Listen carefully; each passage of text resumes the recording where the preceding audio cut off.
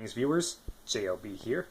On this installment of Animation Cinema, we are going to be looking at one of my personal favorite Disney films from when I was growing up.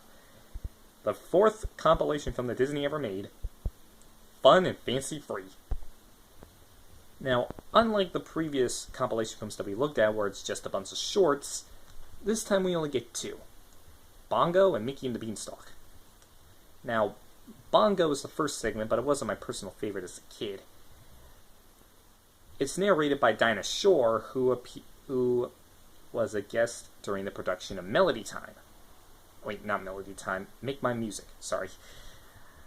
Anyway, she provides the singing and narration for the story of Bongo, which is based off of the story Little Bear Bongo by Sinclair Lewis.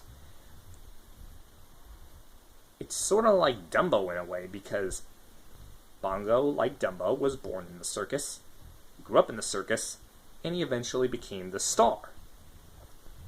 Which kind of leads to a small trivia fact that Dumbo and Bongo were supposed to be part of the same world, since they both take place in the circus.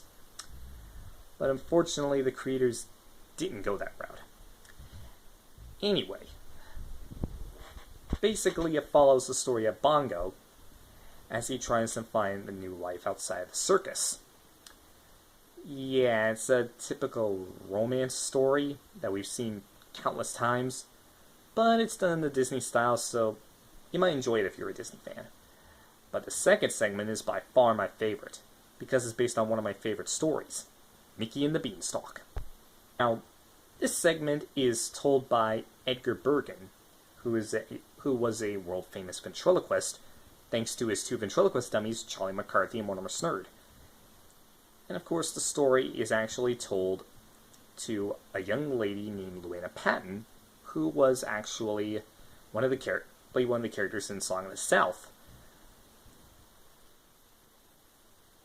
And of course, the story is a Disney parody of Jack and the Beanstalk, but with certain elements changed. Like, for example, we don't get an explanation as to where Mickey gets the magic beans, and the goose that laid the golden egg is replaced by a magic singing harp that keeps the home of Mickey and his friends, Happy Valley, green and flourishing. Other than that, the story is kind of similar to Jack and the Beanstalk in a way, only told in a Disney style. Now, as for the villain of the story, of this segment, he's by far my favorite character in all of the forgotten Disney characters, and by far worthy of possibly being some DLC for Kingdom Hearts 3, Willie the Giant.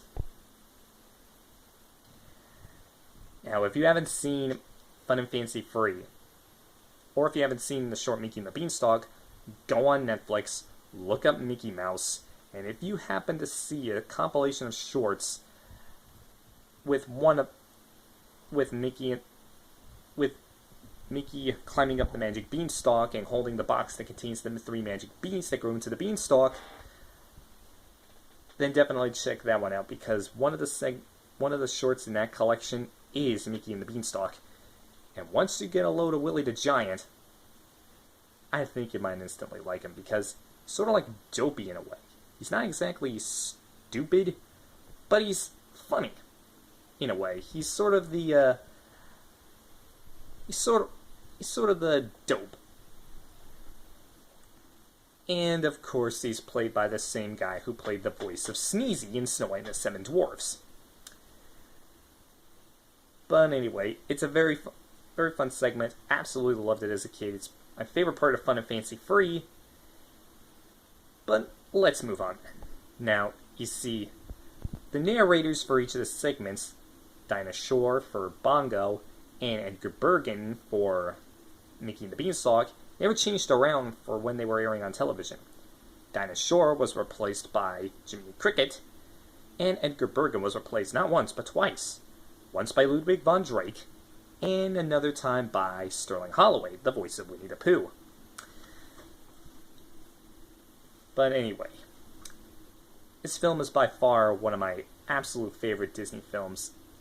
I remember watching this a lot on VHS, and I think you might actually come to like it if you watch it for yourself. But anyway, this has been Animation News Update. I'll see you all next time, and of course, have a fun and fancy-free evening.